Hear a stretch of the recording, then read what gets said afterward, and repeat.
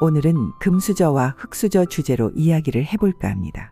금수저와 흙수저는 한국에서 주로 사용하는 표현으로 개인이나 가족의 경제적 배경과 사회적 지위를 비유적으로 나타내는 말입니다.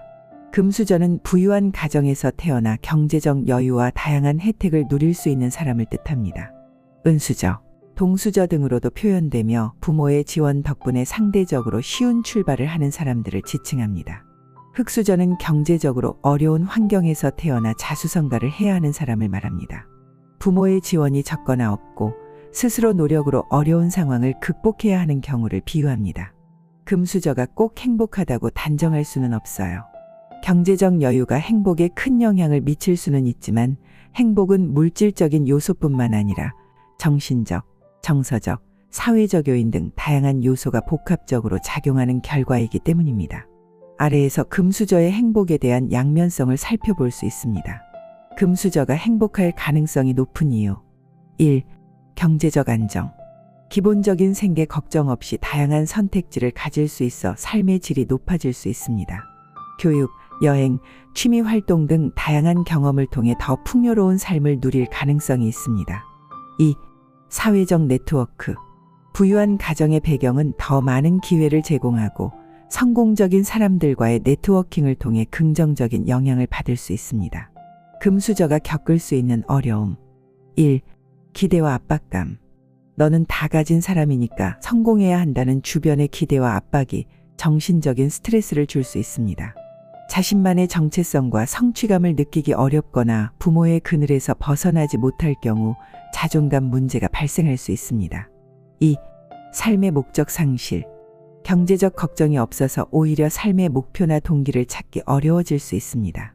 왜 살아야 하는지에 대한 깊은 고민에 빠지는 경우도 많습니다. 3. 진정한 관계의 부족. 주변 사람들이 본인의 진정한 모습을 사랑하는지 아니면 돈과 배경 때문에 접근하는지를 의심하게 될 수 있습니다. 가짜 우정과 사랑 속에서 외로움을 느낄 가능성이 큽니다. 행복의 본질은 어디에 있을까? 흙수저가 꼭 불행하다고 볼 수는 없습니다. 경제적 여건이 행복에 영향을 미치긴 하지만 행복은 삶의 태도, 관계, 목표, 가치관 등 여러 요인에 따라 결정되기 때문입니다. 아래에서 흙수저와 행복에 대한 다양한 시각을 살펴볼 수 있습니다. 흙수저가 겪을 수 있는 어려움 1. 경제적 제약. 교육, 주거, 건강 등 삶의 기본적인 요소에서 부족함을 느끼기 쉽습니다.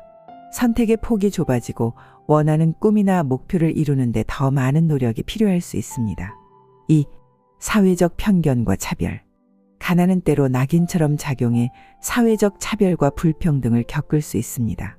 성공에 필요한 네트워크와 지원을 얻기 어려운 경우도 많습니다. 3. 심리적 스트레스. 생계를 위한 걱정과 불안이 지속되면 정신 건강에 악영향을 미칠 수 있습니다. 자신을 자꾸 다른 사람들과 비교하며 자존감이 낮아질 가능성이 있습니다. 흙수저가 행복할 수 있는 이유 1. 강한 의지와 성장. 어려운 환경에서 스스로 목표를 이루는 과정에서 성취감과 자부심을 느낄 수 있습니다. 자기 주도적으로 삶을 개척하며 더 단단해지는 내면을 갖출 가능성이 높습니다. 2. 작은 것에서 느끼는 행복.